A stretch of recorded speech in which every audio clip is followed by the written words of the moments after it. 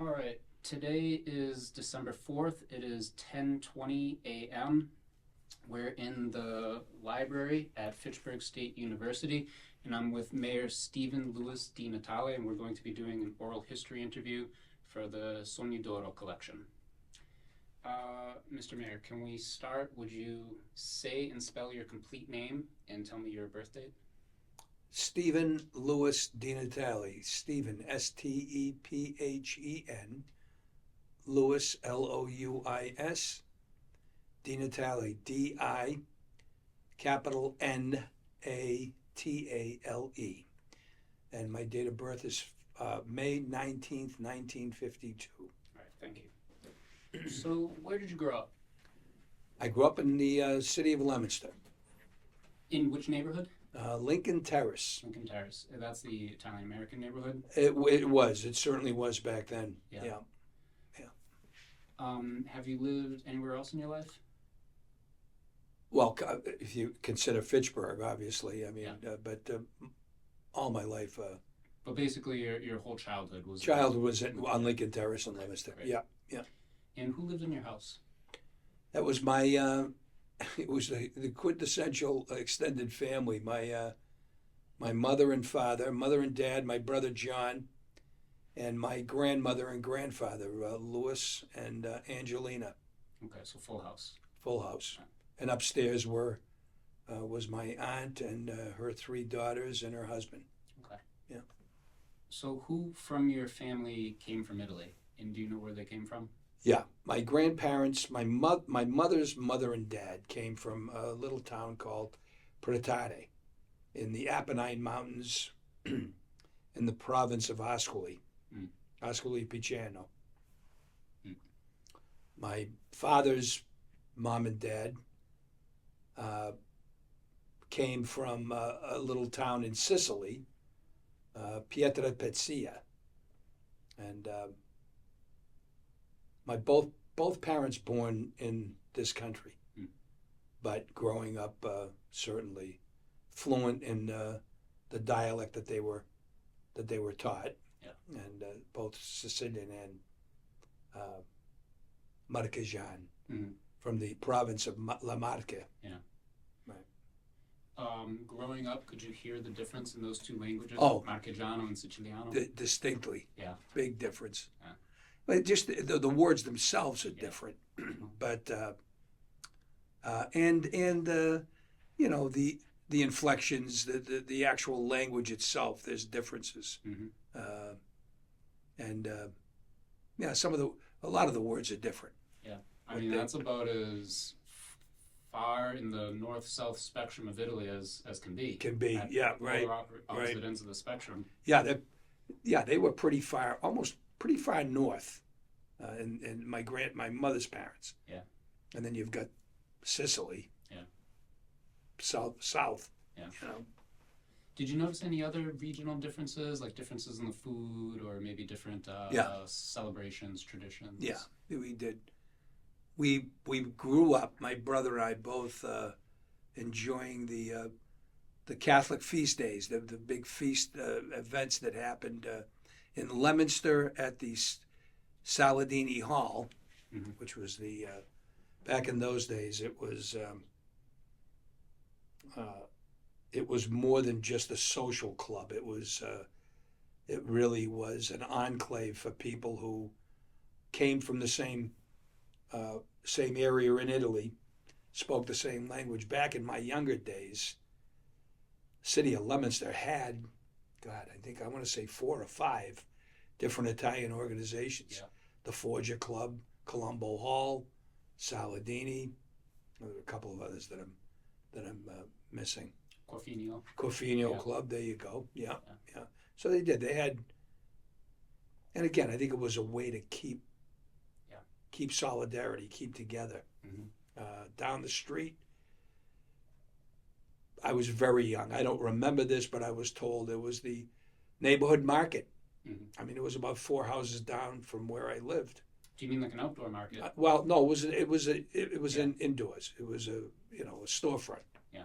And but again, ran by someone from the province that they came from, so they all spoke the language, Yeah. and it was a way to gradually assimilate. Yeah. And And I suspect they would have like Italian foods in there. oh, absolutely, yeah, salami. yeah. Soprasate, I mean, it's just all the classic stuff. Yeah. Cheggies, Mhm. yeah. Castagnes, Mm-hmm. yeah. Yeah, especially this time of year. This right? time of year, right. Still love them. Yeah. Love them. Yeah. Would you describe Lincoln Terrace as a poor neighborhood? You know, when we met in my office, we talked about that. No, I would not have considered it a poor neighborhood. I think the people, the little things that I saw that I look back on now, being older as I am, it wasn't to save money. It was just because, to a great extent, my grandfather being one of them, they were the first of what you would call a conservationist. They didn't waste anything. Yeah. Funny story, that Saladini Hall, they would smoke peyote cigars, of course, and in the summertime they'd take the peyote, the stub, put it on the windowsill, dry them. Didn't matter who smoked it either. They'd pull it out of the ash bucket. That's communal living. And they'd dry it, and they would smoke. They'd grind them up when it was dry, and they'd smoke it in the pipe. They didn't waste anything. I mean, you're talking a nub like that. There's a lot of tobacco in there. You get 3 or 4 of those together, and you've got, but that kind of thing, Yeah, there's an Italian word for this, arrangiarsi. Yeah. It basically means like getting by or Yeah. making do with, the cards you were dealt in life. Sometimes in very creative ways like this. Yeah. So, I mean, was that kind of like part of the neighborhood's character? Yeah, and again, I don't ever consider that we were in a poor neighborhood. Yeah. Everyone had the obligatory, just about everyone had the obligatory grapevine. Mm-hmm. They made their own wine. My uncle made, probably, I'll never experience it again. He's been gone for a number of years. But just the most fabulous wine vinegar you'd ever want to taste. And it was his wine, and he would run it through the process to make the red wine vinegar. And he ended up drinking it because it was that good. Yeah. But it was just fabulous stuff. And he had, and again, most of the places that we grew up with on the street had the garden. Mm-hmm. And my uncle's was more like a farm. It was a big plot of land, and he would sell his. And that's not what he did. He worked at Foster Grant like a lot of people did back then. They all worked at Foster. But he would a lot of what he grew, he would sell, and actually they would seek it out. They would seek him out for some of the restaurants in the area because his tomatoes, his cucumbers, his vegetables were just beyond superior. And they would call him. His name was Peter. And they would call it Petey Boy. Petey Boy beans. The flat Italian bean? Yeah. Nobody grew them like him. Mm. That's just the way it was. Well, that's cool. Yeah. So growing up, what did you and your friends do for fun around the neighborhood? We the summertime was obviously was what we looked forward to. And we had our own little baseball field that we would play ball. And at night, played a game called, it's a derivative of hide and seek. It was called scatter. And we would play that when it was started to get dark. And everyone knew everyone. Everyone knew everyone's family. So there was that aspect of growing up where if you made a mistake in something, you didn't get away with it because your folks didn't know about it. There was somebody else on the street that did know about it, and they would,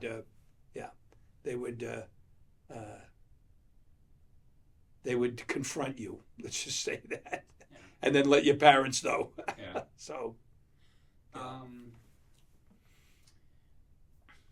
don't know if this is like a historical, cultural change, but do you think the sense of privacy was different back then?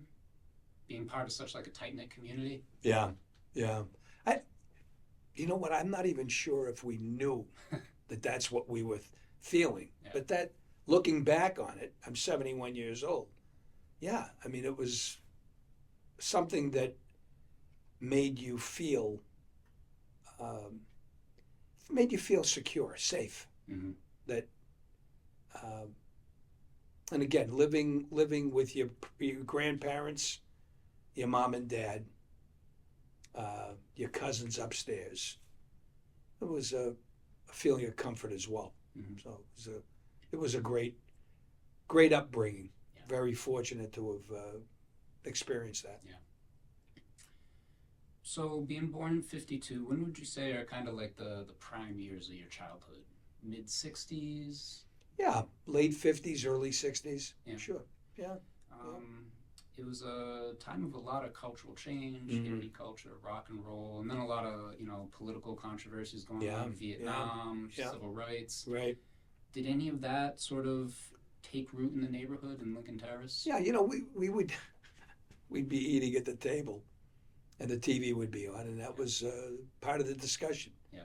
The Vietnam War, the assassination of John Kennedy, just a terrible day. I was fifth grade at St. Anne's, St. Anne's Parochial School, when in that day, and something you'll never forget.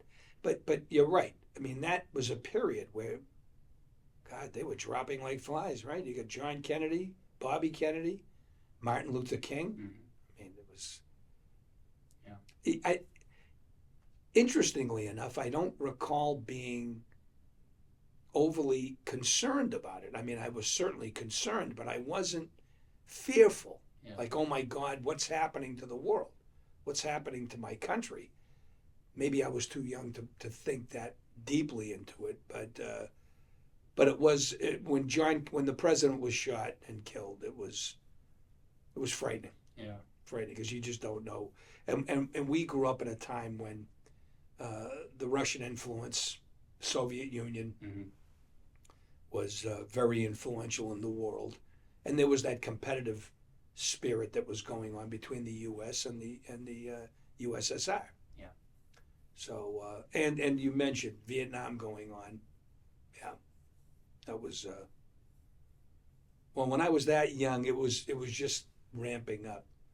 When I got old enough to be drafted is when you really began to pay attention. Yeah. Yeah. What about the Cultural Revolution side of it? Did any of that change, like the Italian character of the neighborhood? No, not really. Yeah. It remained the way it did for a number of years, even after I left. It's no longer the way it was. I think there isn't that ethnic solidarity, that ethnic component. Yeah. It's now, I don't know. But you knew everyone that lived on the street. They knew you, you knew them. It's no longer the case. And I think that's the way it is in a number of cities and towns throughout the country. Yeah. So we're diminished by that. I think we are. Yeah. Now, for high school, you went to St. Bernard's, right? Yep. Not that close to Lincoln Terrace. Why did you decide to go there? You know, I think my parents believed in the Catholic education. Back in those days, it was certainly more affordable than it is today. Very, very much so back then. I think there was a greater connection with the diocese. I think the diocese provided most of the resources. It's no longer the case today. But yeah, my brother went to St. Bernard's, and when you're a kid, you grow up with all the things that he experiences in school. You experience them yourself. He was a very good football player. So it was kind of like it was understood that I was going to go there as well. And I never thought of going anywhere else. Certainly not Leominster High. Yeah. So it was a given. It was just that's the way it was. That's where I was going. And I had a wonderful experience. What was it like going from a neighborhood where everybody knew everybody to going to a new school where you probably had some kids from Fitchburg there too? Yeah. Oh, yeah. Yeah, I've got friends, obviously high school friends that you've still got today. Yeah. Um, and that was a school that was very, very different than what it is today. Mhm. If nothing else, the numbers. Back when I was there, it was almost 1,000 students. Today, I think they've got 200, 300, maybe something like that. So it was again, I had a great experience there. Sports, the educational component, and back in those days, it was very much steeped and rooted in the Catholic faith. Mhm. So you had priests. The headmaster was a priest, and a lot of the teachers were nuns. Just the way it was. I don't think that's the case today. I know it's not. And it was a given. Again, I had 8 years of, or 12 years, I should say, of Catholic education. St. Anne's with the Venerini nuns, and then St. Bernard's with the Presentation nuns. It was just normal. Yeah. It's the way it was. Yeah. You know, I couldn't imagine it any other way. So it was. I was thankful for that as well. But then after high school, you went pretty much right into the Navy, right? Or Yeah. was there a little grace period in between? No, I got out. I graduated in May, June, whatever, and began in August of 70. Off to boot camp at Great Lakes in Illinois, and began my 4 years. Yeah. 4 years of service. That must have been kind of a jarring transition. Yeah, that was different. That was a little anxiety prone. You Yeah. know what I mean? Because your first time in your life, really, you're going that far. I ended up in Great Lakes in Illinois. I always seem to land on my feet. My uncle, my mother's brother, and his 5 kids lived in Illinois, lived about an hour from the base. So on the weekends, I used to go to his house. He'd come and pick me up. So it was like I never left home. I was always lucky like that. And but yeah, I spent boot camp at Great Lakes, then A school in Virginia, and then my first duty station was the USS Wasp aircraft carrier. I was on that. In the Navy, did you ever feel different for having this very Italian upbringing? Not at all. Yeah. Not at all. No. Matter of fact, well, you run into I made a lot of friends that were New York Italians from the city. We went to Portate. We ended up in Naples. Okay. And we took, I know, kid's name was Rick Roman. He was a New York kid. Didn't speak or understand any Italian, but he hung with me, and we ended up going on a bus out of Rome to Portate to see the fatherland, if you will, and what I remember about it was we're walking up, and it's in the Apennines, so it's the mountains. Everything was like this. You walked up. You know, unless you were leaving, you were walking down. But I mean, it was a workout. Yeah. And we end up in that little village, beautiful place. I'm a little sad to report that they were affected by the earthquakes a few years back, and apparently quite a few of those small villages, the buildings. It must have been early 80s. Yeah, there was right. A series of buildings were destroyed. earthquakes Terrible. in Italy. Yeah. And it was the classic Italian, European, your little square, Mhm. and then the houses off of that. I met people. The names of the people, interestingly enough, the names of the people in that village were the same names of the people on Lincoln Terrace in Leominster. Okay. Pimarini, Valeri, Piccolomini, the same people. They're relatives. Yeah, that's Their pretty cousins, their uncles, their aunts. And I remember they had a butcher shop right in the square. that produced the Romano cheese, the wheels of it, small ones, and sausage, dried sausage, the soprasat, that kind of thing.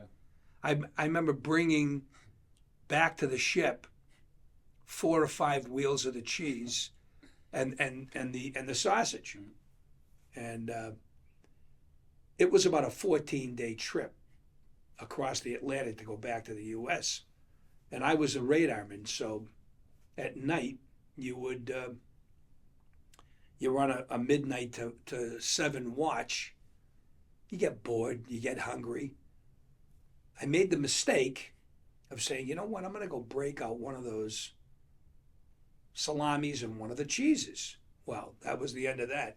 I think I ended up getting back to the States with one of each because the word spread like wildfire, and everyone was up there. You got any more of that? You got any more of that? Yeah. So, but that's what we did for 14 days, eat everything that I was bringing back to Lincoln Terrace. When you were in the village, though, were you able to communicate with anybody? Yeah, my Italian is not great. I mean, the cuss words I'm very good with, and they would laugh when I would say that, and but there again, my grandparents were still alive, and they would tell me, go see this one, Pizzazza and Nicolina, and she'll, and I would tell them that when I got there, they're looking at me. They were all sitting at the square, the old timers.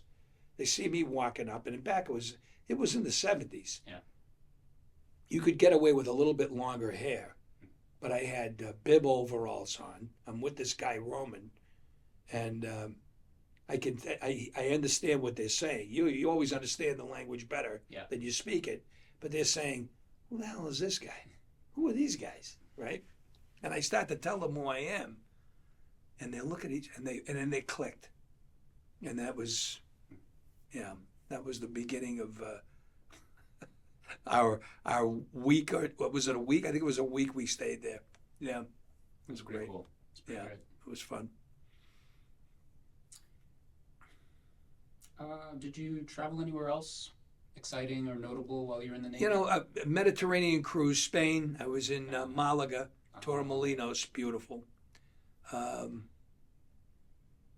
did a couple of months, it was almost 4 months in Guantanamo Bay. I was in Cuba for a while. That's about it in the 4 years. I did a Med cruise, that was Mediterranean cruise, and Italy and Spain. Spain was beautiful. Costa del Sol. I bet. Yeah, it's great. Yeah. What would you say was your best experience while you were in the Navy? Meeting a couple of young girls from the States on the beach in Torremolinos. Okay. And their father owned a villa just outside the town. And they invited me and one of my friends to stay, and I don't know if I should say this, but I went AWOL for about 3 or 4 days. So I ended up in a captain's mast, but the captain liked me. I was his phone talker on the bridge, and I got away with it. Did he understand those are kind of exceptional circumstances? Yeah, I mean, he just said to me, "What are you doing?" I said, "Yeah, I know." It wasn't overly intentional. It was we couldn't get a ride back,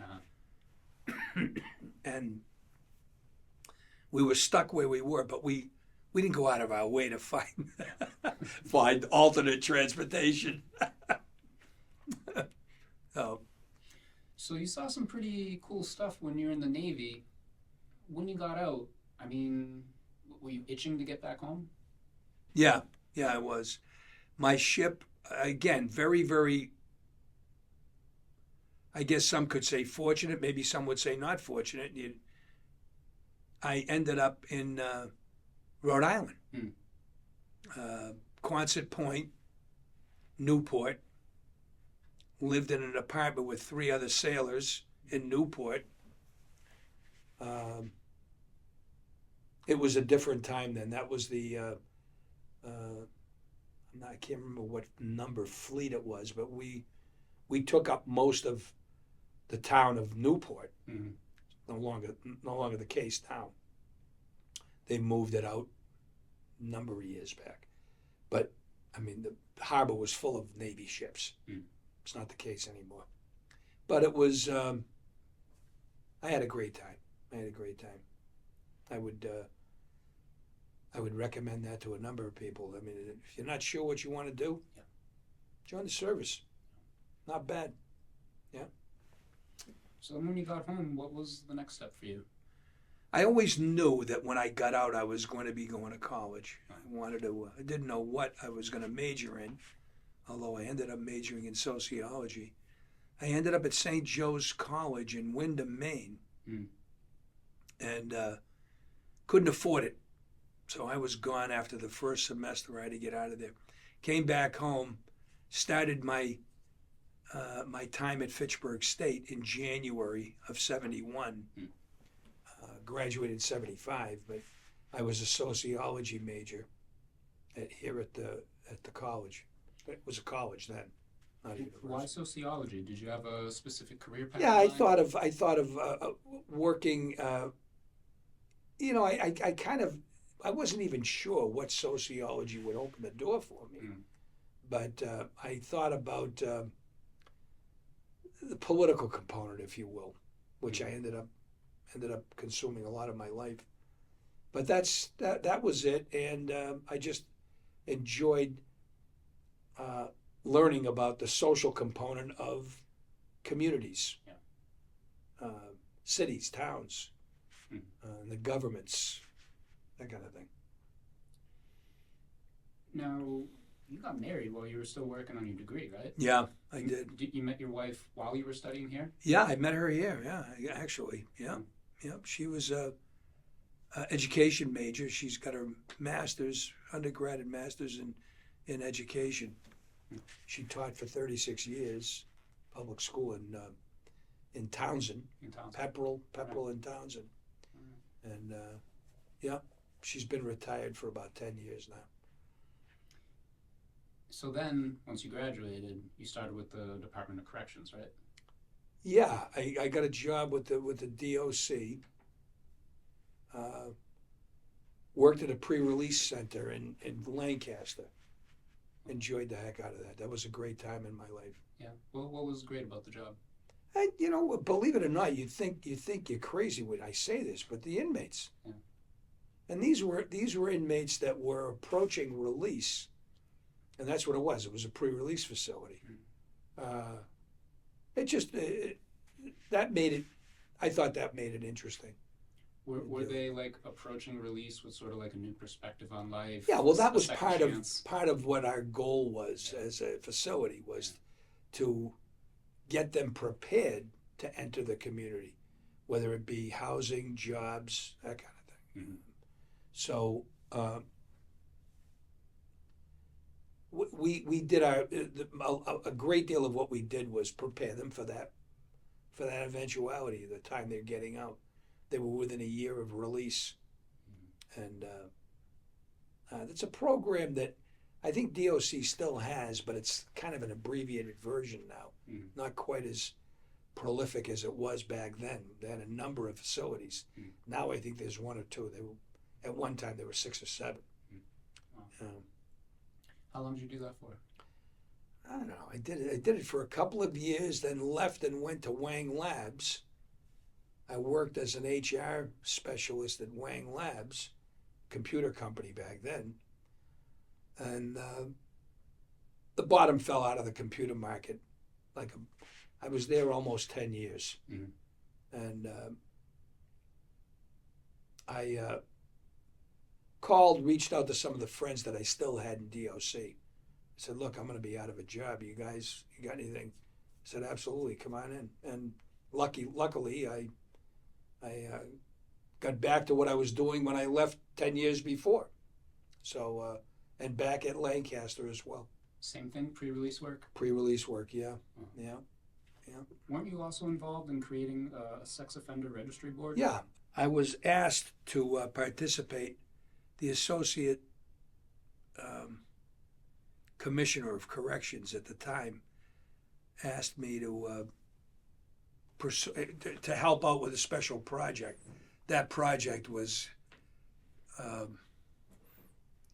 compiling data, DOC data, relative to sex offenders, people who've either approaching release or were actually released. So I was the DOC representative to the Sex Offender Registry Board, and that's when it was created back at that time. So you had a representative with experience with juveniles. You had someone who worked for the Suffolk County District Attorney's Office, which was Richie Mercurio, good friend of mine, and then you had the Bureau of Special Investigations, someone from that organization. So the four of us, started up the program. We had a number of times when the program stalled because of legal issues. Whenever you're entering into something like that, it's a given that that's going to be the case. So the first couple of years we were up and running, shut down, up and running, shut down, until they worked out the bugs to where it is today. Did it feel important starting something from scratch like clearly, yeah.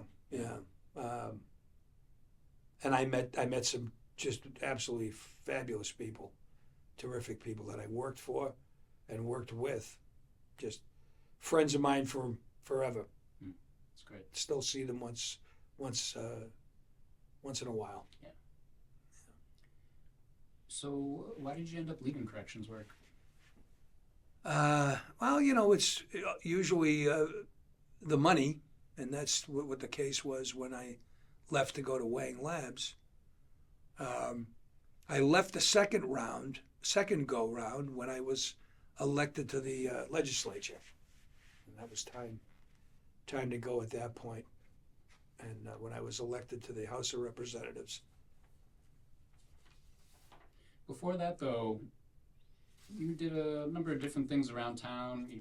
PTO. Oh yeah, I mean that was family stuff. Yeah.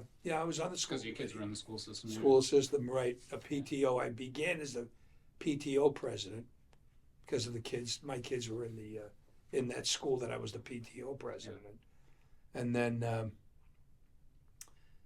school committee. Right. Yeah. I was elected to the school committee, and then city council after that. Mm-hmm. At what point did you move back to Fitchburg? Was it right after the Navy? No, I kind of bounced around when I got out of the Navy. But I was, an apartment in Leominster, moving in with my folks when the apartment fell through or I didn't have any money, which was usually the case. I ended up in Fitchburg when I met my wife, and we ended up getting married. We moved into her sister's house, second house that she owned. And that's the house we're in now, actually. Yeah. Okay. So then I have here, you were the state rep from 2007 to 2016. Is that about right? Right. Yeah. So what was drawing you into politics and public service? Yeah, it's difficult to say this without sounding insincere, but in this case, it's always been the driving force behind why I got involved in the public service realm. Yeah. And that's, again, sounds insincere, but it's true. To do my best to help make people's lives a little bit better. Yeah. And that's something that I thought, with some of the jobs I had over the years, that's really what drove me. And I think that same motivation was present when I was the state rep, or even the city councilor as well. Do you think any of that comes from your upbringing in this very communal setting? It could be. Yeah. Good point. Yeah. So by the time you were elected mayor in 2016, all your experience as the state rep, how did that inform your years as mayor, or how did it? Yeah. What lessons did you draw? Well, from you're one of over 300 individuals in the House, and you're dealing with issues that are much broader, larger in scope. I thought about mayor because you can have a much more direct impact on people's lives. You're not voting on these lofty proposals. You're voting on, or you're not even voting. You're directing how the city would approach things like trash pickup, the schools, plowing, road repair, that kind of thing. I mean, it's direct impact,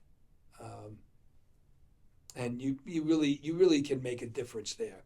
As I used to say to some of my friends in the legislature, jokingly, of course, but it's a real job. The mayor's job is a real job.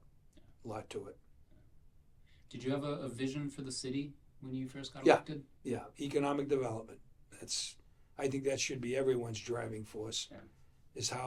That's how, in the words of John Kennedy, rising tide raises all boats, and that's the way you raise those boats. Is the economic development component is the tide. Yeah. And the better we can provide for jobs and getting people to want to come to Fitchburg as a destination. Yeah. It follows that you'll be better off. Yeah. You being the people of the city.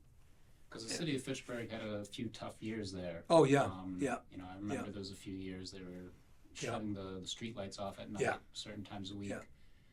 Did that bring sort of like a sense of urgency to it? Well, I would not be critical of the mayor that was responsible for shutting off those lights. Believe me, after being in this job for 8 years, you see that there are a host of, and the people don't see what's really going on behind the scenes. Yeah. And the challenges that exist. So that's what that mayor felt was the way to attack that problem, and I think that certainly was their call. Mm-hmm. The same thing with me. I mean, we can't do everything, but I think in the 8 years I was mayor, we made a difference in the people's lives in the city of Fitchburg and the city itself. What are some of the accomplishments from your time as mayor that you're most proud of? I think we've done very well with our school system. The challenges that we have, I think we've risen to the occasion. And it's a tribute to the superintendent, the staff, the teachers, and the students, obviously, that we've done a great job in that regard. We have made advances on Main Street.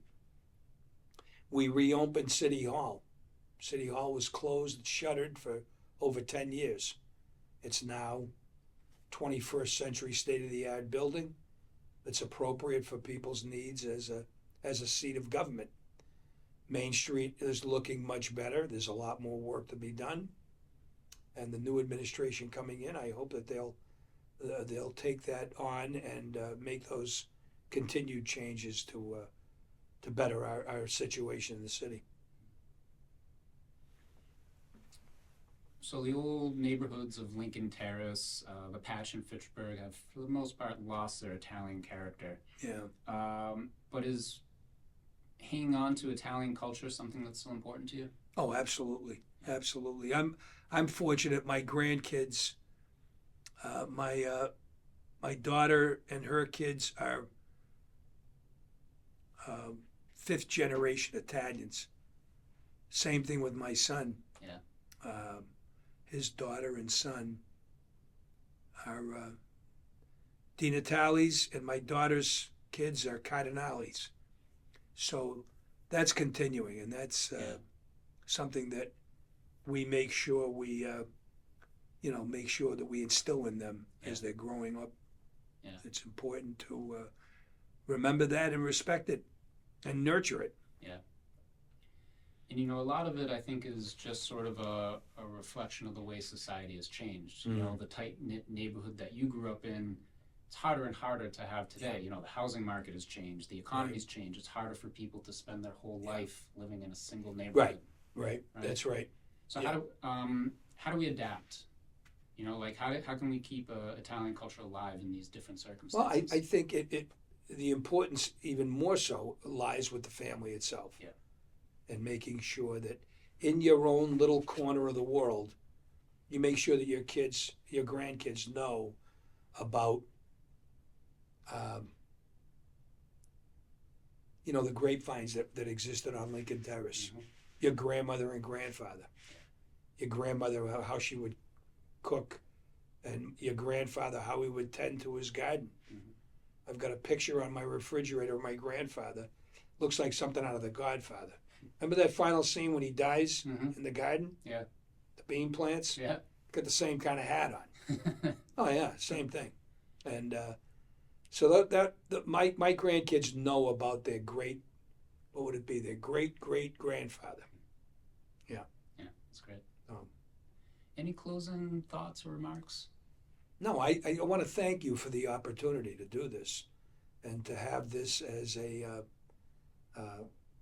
something that we can look back on and remember, and hopefully some people will watch this and gain some greater understanding of what it was like, and what it can be again. Yeah. Right. Okay. Thank you. Thank you.